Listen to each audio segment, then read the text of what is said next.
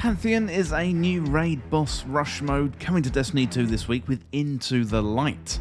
It's a limited time event where we get to face off against multiple raid bosses from different raids for the first time. Plus also we're going to get raid exotic weapons and we've got a unique Godslayer title to go with the event.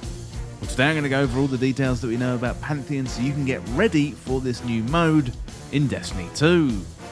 If you enjoy this video and you want to see more Destiny 2 content, then subscribe down below and don't forget to hit that notifications bell.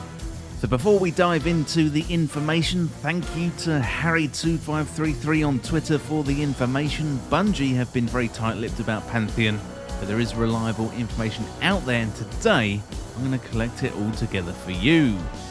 Okay, first of all, let's have a look at Pantheon itself. So the rules are as follows. You've got to complete raid encounters in succession and activate the transmap banner after completing an encounter to progress to the next area.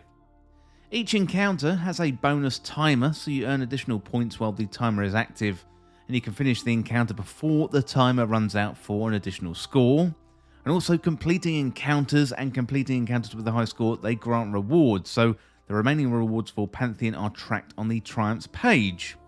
Our site is waiting at the end of the Pantheon for Guardians who've completed the Divine Weaponry quests, and we're going to get into those a little bit later on. So Pantheon is non-match made, but you are going to be able to use Fireteam Finder to be able to find a group, so that is very, very good. Also, there may be new or different mechanics and also challenges for the encounters, and all 4 Pantheon modes have unique emblems that will drop from the Triumph after your first completion. And all 4 modes have a 10% increase of Void, Solar, Arc, Stasis and Strand weapon damage modifiers. And all modes also have a modifier called Shot Caller, and that is where landing multiple precision hits with a primary ammo weapon empowers special and heavy ammo weapons, and also reduces incoming damage while active. Well, the 4 completion Triumphs also drop their respective emblems and 30 Spoils of Conquest each, so it's going to be a really good chance to get more Spoils of Conquest, especially when we go into the Monument to Lost Lights and get some of those older weapons. So the high score and the points Triumphs drop adept versions of raid weapons, and so you can look forward to all of these weapons. We've got the Smite of Moraine, that is the pulse rifle from King's Fall. We're getting the Harrowed version. We get the Killam's Terminus, Harrowed version, that is a machine gun from King's Fall raid. We've got Insidious Adept, that is a pulse rifle, that is from the Vow of the Disciple. We've got a Cassia's Dejection Adept version, that is a trace rifle from the Root of Nightmares. We've got Zaoli's Bane, the Harrowed version, that is a hand cannon from King's Fall. That is one of the best legendary weapons in the game right now, so you should definitely get that one. And Rufus's Fury Adept, that is an auto rifle, and that is from the Root of Nightmares raid. We've got 4 different selectable modes or difficulties. So first of all, Atrax Sovereign. That is the first 4 bosses, and they are +5 power. We've got the Oryx Exalted. That is the first 5 bosses. That is +10 power. We've got Rolk Indomitable. That is the first 6 bosses, +15 power. And Nezarec Sublime. And that is all 8 raid bosses, +20 power. And that is basically on contest mode. So here are the 8 raid bosses in order. You've got Golgoroth from the King's Fall raid. That's the 3rd encounter. The Caretaker from the Vow of the Disciple raid, the 2nd encounter. We've got Zo-Orc from the Root of Nightmares. That is the 3rd encounter. Atrax from the Deepstone Crypt, the 2nd encounter. Oryx from the King's Fall raid. He is the boss of the King's Fall raid. Of course, Rolk from Vow of the Disciple. Also the boss of the Vow of the Disciple raid. Riven of Last Wish. It'd be really interesting to see if Bungie have fixed the cheese for Riven, because basically no one does it legit these days. And finally we've got Nezarec from the Root of Nightmares, and that is the boss of that raid. Well, the Pantheon mode is going to let you acquire 2 exotic raid weapons. So we've got a couple of quests. Divine Weaponry 1, and the steps here are completely Pantheon on any difficulty. So before exiting Pantheon, you claim an exotic weapon from our site at the end there. Then you've got Divine Weaponry 2, so the steps include complete a run of the Pantheon Rolk Indomitable, that is +15 power, or Nezarec Sublime, that is +20 power, so that is going to be much harder to get through. And before exiting, you can claim an exotic weapon from our site, 9940. Well, the 5 exotic raid weapons include Conditional Finality from the Root of Nightmares, the Touch of Malice from King's Fall, the Collective Obligation from the Vow of the Disciple, Eyes of Tomorrow from the Deepstone Crypt, and 1000 Voices from Last Wish. Personally, if I was going to go for these weapons and I didn't have any of them, I would say Collective Obligation is probably one of the best. Conditional Finality, that is good in PvE and PvP. Eyes of Tomorrow, that is pretty good in the Onslaught mode at the moment, as is 1000 Voices. You've also got Touch of Malice there as well, that is a decent scout rifle. And that has also been buffed fairly recently. But I would say Collective Obligation and Conditional Finality, they are probably the 2 best raid weapons to get if you haven't got them. So I'd recommend jumping into Pantheon and trying to get those weapons. So it looks like there's only 2 divine weapon requests in the API, so it's quite likely that you're going to be allowed to only pick 2 raid weapons, so make your choices wisely. Well, before we go into the Godslayer title information, we do have some details from Bungie. They detailed this in their This Week at Bungie blog post, so they say the goal of Pantheon is to relive those incredible and heroic moments that raids always deliver, while also changing what you expect from some of the encounters many of you already know so well. So prepare to be nimble, adapt your strategies, or throw them out the window, and your fire team will find success.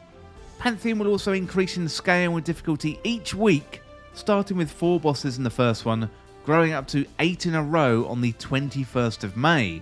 Each time a new boss is added, the active modifiers will rotate, and the power cap will change, starting with the players at 5 power below all the way up to contest mode equivalent of 20 power below. As the difficulty goes up, so do the rewards, so you can get adept raid weapons, deep sight versions of raid weapons, and even exotic weapons. Some of the rewards are weekly and others are linked to pursuits or triumphs, like you've got these 4 new emblems, but many will also depend on your performance. We're going to challenge you to complete each encounter before the bonus timer expires to get a platinum score, and also the greatest rewards. So when April 30th arrives, we hope you've trained and prepared yourselves Guardians. So Shax will have the quest you'll need to start your journey to become a Godslayer, and that is the title waiting for champions that conquer Pantheon. Well, that is a very good segue into the requirements for the Godslayer title. So the Pantheon is also going to leave at the final shape, so you've only got 5 weeks to get this title or this seal. So first of all, we've got Extinction Averted. We have to complete all encounters in the Pantheon Atrax Sovereign, and you get the Atrax Dethroned Emblem and 30 Spoils of Conquest. Next up, we've got Checkmate, so complete all encounters of the Pantheon Oryx Exalted, and for that you're going to get the Exalted Beyond Oryx Emblem and 30 Spoils of Conquest. Next up, we got Cast Shadow, so complete all encounters in the Pantheon Rulk Indomitable. You get the Rulk Subdued Emblem and 30 Spoils of Conquest. And then we got Deity Destroyed, so complete all encounters in the Pantheon Nezarec Sublime. You get the Elevated Above Nezarec Emblem and 30 Spoils of Conquest. Next up, we got Conquer the Crypt, so complete all encounters in the Pantheon Atrax Sovereign with a high score. You get the Smite of Moraine, the harrowed version, as a reward for that. We got Unseat the King, so complete all encounters in the Pantheon Oryx Exalted with a high score, and you get Killam's Terminus for that one, the harrowed version. Next up, Doubled Edge, so complete all encounters in the Pantheon Rulk Indomitable with a high score. You get an adept version of Insidious. Then you've got At the Zenith, so complete all encounters in the Pantheon Nezarec Sublime with a high score. You get a Cassius Dejection, the adept version. Next up, we got Rising High, so earn points across all encounters in the Pantheon. That is 1.5 million points. And we've got Zoli's Bane, the harrowed version. And then finally, Mountain's Peak. This is the final one. Earn points across all encounters in the Pantheon. 3 million points. And you'll get Rufus's Fury, the adept version.